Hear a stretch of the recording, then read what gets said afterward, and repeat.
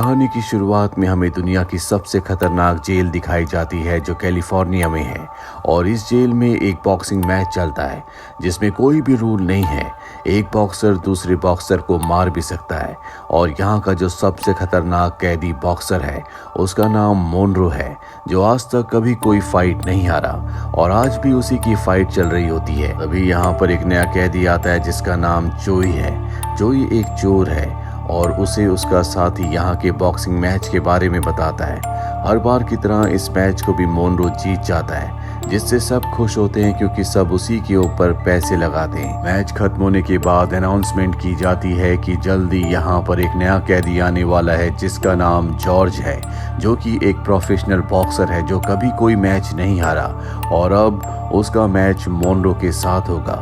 वहीं जॉर्ज को दिखाया जाता है जो दूसरी जेल में होता है और उसे हेलीकॉप्टर से इस जेल में लाया जा रहा होता है। तभी हमें उसकी पास्ट की जिंदगी दिखाई जाती है जहां पर वो एक प्रोफेशनल बॉक्सर था जो कभी कोई मैच नहीं हारा था, पर एक लड़की ने उसके ऊपर एलिगेशन लगाया कि उसने उसके साथ जबरदस्ती की। हालांकि उसने इस जुर्म को कभी एक्सेप्ट नहीं किया, पर ना तो वो और ना ही उसके वकील उसे बेगुनाह साबित कर पाए और अब उसे दुनिया की सबसे खतरनाक जेल में लाया जा रहा है।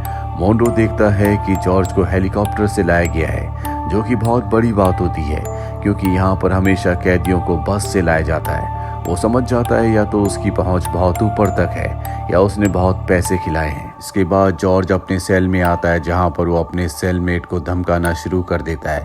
वो कहता है कि तुम्हें मेरी बात माननी होगी, जो मैं कहूँगा तुम्हें वही करना होगा और जब तक मैं न चाहूँ तुम मुझसे बात नहीं करोगे। ये बातें यहाँ का एक बूढ़ा आदमी मैंडी सुन लेता है जो बॉक्सिंग मैच में पैसे लगाता है। वो उसे कहता है कि शायद तुम बाहर की दुनिया में चैंपियन हो, लेकिन यहाँ का चैंपियन कोई और है, उसका नाम मोनरो है और जल्दी ये बात तुम्हें समझ में आ जाएगी।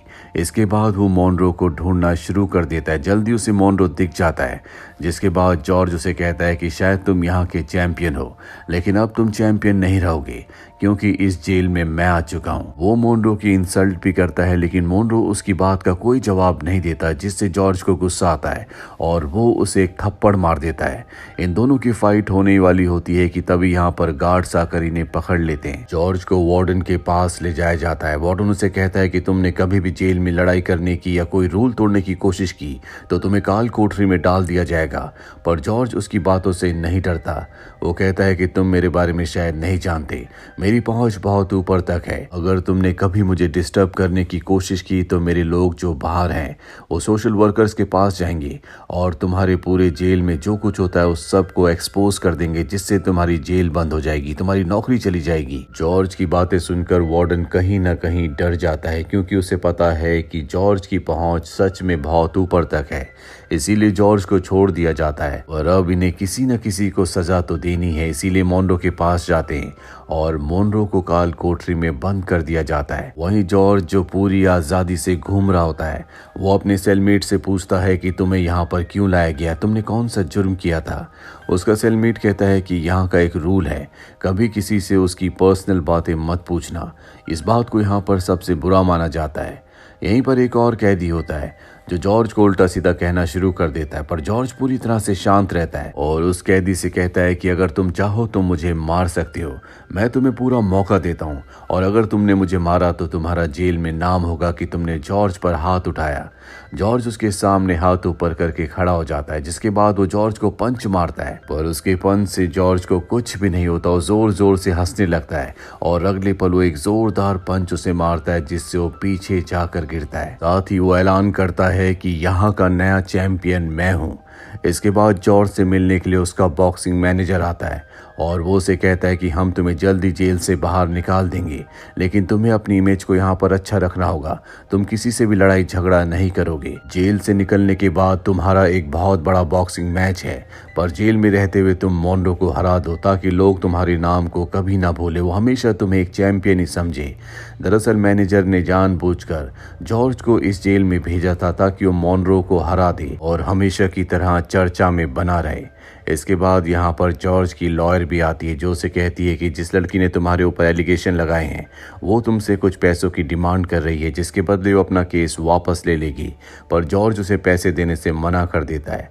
सबको जेल में पता चल चुका है कि जॉर्ज बहुत ताकतवर है, इसीलिए जेल का एक ग्रुप जॉर्ज के पास आता और कहता है कि हम चाहते हैं कि तुम हमारे साथ शामिल हो जाओ। पर जॉर्ज मना कर देता है। साथ ही वो उन सबको बहुत बुरी तरह से मारता है और अब जॉर्ज को सजा दी जाती है। उसे जंजीरों से बांधकर अकेले एक कमरे में बंद कर दिया जाता है और जल्दी वार्डन उसे अपने पास बुलाता और कहता है कि तुम्हारी इमेज बहुत ज्यादा खराब हो चुकी है, तुम्हारी सजा बढ़ भी सकती है। पर जॉर्ज को इन बातों से कोई फर्क नहीं पड़ता। उसे अपनी ताकत और अपने पैसे पर बहुत घमंड है। वही मैंडी को दिखाया जाता है जो सारी फाइट्स को अरेंज करता है, जो फाइट में पैसा लगवाता है। वो एक आदमी से कहता है कि जल्दी तुम सबको अनाउंस कर दो कि जेल में मॉनरे की और जॉर्ज की फाइट होने वाली है, ताकि बाहर से लोग $1,000,000 इन दोनों की फाइट पर लगाएं। मॉनरे दरअसल एक प्रोफेशनल क्रिमिनल नहीं है, वो एक अच्छा पारिवारिक इंसान था। पर जब उसकी पत्नी ने उसे चीट किया तो वो इस बात को बर्दाश्त नहीं कर पाया और उसने अपनी पत्नी के लवर को मार दिया, जिसके बाद कोर्ट ने उसे उम्र कैद की सजा सुनाई और तब से मोनरो जेल में है। और अब मोनरो को भी उस सेल से आज़ाद कर दिया जाता है जहां पर जॉर्ज के साथ आर्ग्यूमेंट्स फाइट होने के बाद उसे अकेले कैद कर दिया गया था। जल्दी जॉर्ज और उसकी फाइट होने वाली है जिसमें लाखों डॉलर्स लगने वाले हैं। इसके लिए मैंडी बाहर के ताकतवर लोगों से वार्डन के ऊपर प्रेशर डलवाकर परमिशन ले लेता है। हालांकि वार्डन छुट्टियों में कुछ दिनों के लिए यहाँ से बाहर जा रहा है, लेकिन वो इन सब की जिम्मेदारी यहाँ के सिक्योरिटी ऑफिसर को दे देता है। वहीं जॉर्ज से मिलने के लिए उसका मैनेजर आता है और कहता है कि तुम्हें अब कोई भी गलत काम नहीं करना चाहिए क्योंकि तुम्हारी इमेज दिन ब दिन खराब होती जा रही है, इससे तुम्हारी सजा बढ़ सकती है।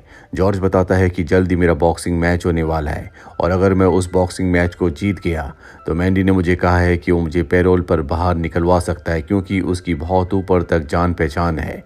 ये सुनकर मैनेजर खुश होता है और साथ ही वो उसे ये भी समझाता है कि मॉनरे को हराना इतना आसान नहीं होगा और अगर तुम इस मैच को हार गए तो तुम्हारी इमेज पहले से भी ज्यादा खराब हो जाएगी।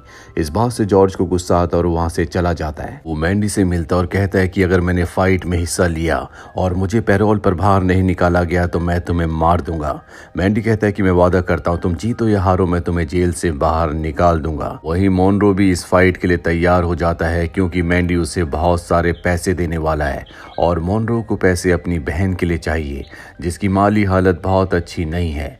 ये दोनों के दोनों अब अपनी अपनी प्रैक्टिस करना शुरू कर देते हैं। सबके सब मोनरो को पसंद करते हैं क्योंकि जॉर्ज का एटीट्यूड किसी को समझ में नहीं आता और उसके एटीट्यूड के चलते एक दिन जेल में लड़ाई हो जाती है जिस वजह से वार्डन अपनी छुट्टी पे जाने से पहले इस मैच को कैंसिल करने का फैसला कर लेता है। और जब ये बात मैंडी को पता चलती है तो वार्डन से मिलता है और कहता है कि तुम्हें फाइट को नहीं रोकना चाहिए, वैसे भी तुम अपनी फैमिली के साथ छुट्टियों पर बाहर जा रहे हो और बाहर कभी भी कुछ भी हो सकता है। दरअसल मैंडी एक बहुत बड़ा गैंगस्टर है और वार्डन अच्छे से जानता है कि वो कुछ भी करवा सकता है, इसीलिए वो बॉक्सिंग मैच को कैंसिल नहीं करवाता। और अब वो रात आ जाती है जब जॉर्ज और मोनरे के बीच में बॉक्सिंग मैच शुरू हो जाता है। दोनों के दोनों एक दूसरे के सामने होते हैं। जॉर्ज क्योंकि बहुत ही बड़ा चैंपियन है वो मोनरे के ऊपर हमला करता है और उसे कई सारे पंचेस मारता है। हालांकि मोनरे भी उसे कुछ पंचेस मारता है लेकिन इस पहले राउंड में जॉर्ज उसके ऊपर पूरी तरह से हावी था। और अब दूसरा राउंड शुरू होता है जहां पर जॉर्ज मोनरे को बहुत बुरी तरह से मारना शुरू कर देता है जिससे मोनरे थकने लगता है। ऐसा 10 सालों में पहली बार हुआ है कि मोनरे दूसरे राउंड में थक गया हो, इसीलिए जितने भी कैदी होते हैं उन्हें पूरा यकीन हो चुका है कि वो जॉर्ज को नहीं हरा सकता। तीसरे राउंड की शुरुआत में एक बार फिर से जॉर्ज उसके ऊपर हमला करता है, उसे कई सारे पंचेस मारता है लेकिन मोनरे भी पूरा फोकस करके उस पर हमला कर देता है। वो भी उसे कई सारे पंचेस मारता है और एक जोरदार पंच के साथ वो जॉर्ज को जमीन पर गिरा देता है। जॉर्ज के पूरे करियर में पहली बार उसके साथ ऐसा हुआ है। उसके पास उठने के लिए 60 सेकंड्स हैं लेकिन वो पहले ही उठ जाता है। हालांकि अब राउंड खत्म हो चुका है लेकिन तब भी वो मोनरे के ऊपर हमला करता है पर मोनरे पूरी तरह से स्टेबल होता है, इसीलिए उसे उसे एक दो पंचेज और मार देता है और अब चौथा राउंड शुरू होता है। दोनों के दोनों एक दूसरे पर हमला करते हैं, लेकिन मॉनरे जो ज्यादा स्टेबल होता है वो उसे कई सारे पंचेस मारता है, जिससे जॉर्ज के दोनों कान सुन पड़ जाते हैं। उसे कुछ भी अच्छे से सुनाई नहीं दे रहा होता। मॉनरे उस पर लगातार अटैक करता ही चला जाता है और एक जोरदार पंच के साथ उसे जमीन पर गिरा देता है और अब वो 60 सेकंड में तो क्या, वो 6 मिनट तक भी नहीं उठ सकता और इस तरह से मॉनरे इस फाइट को जीत जाता है। जितने भी लोगों ने इस फाइट में पैसे लगाए होते हैं सब ने जॉर्ज पर लगाए थे, इसीलिए बाहर लोगों का बहुत नुकसान हो जाता है। इस फाइट के 3 हफ्ते बाद हमें बताया जाता है कि मैंडी की मृत्यु हो गई और उसने अपने वादे पूरे किए होते हैं। उसने जॉर्ज को जेल से बाहर निकलवा दिया होता है। साथ ही उसने मॉनरे की सिस्टर को बहुत सारे पैसे दिए थे, जैसे कि उन दोनों के बीच में डील हुई थी। साथ ही मैंडी ने अपने जेल के असिस्टेंट जोई के लिए अपनी विल में $2 मिलियन छोड़े होते हैं।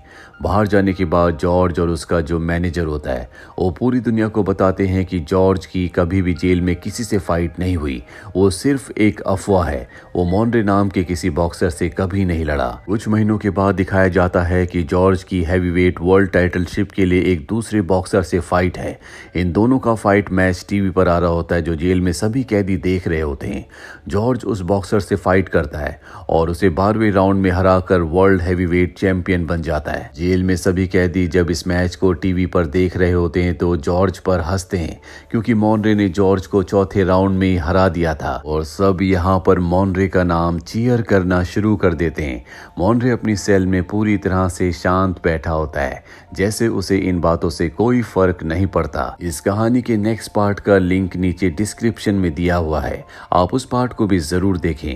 उम्मीद करते हैं कि ये कहानी आपको पसंद आई होगी।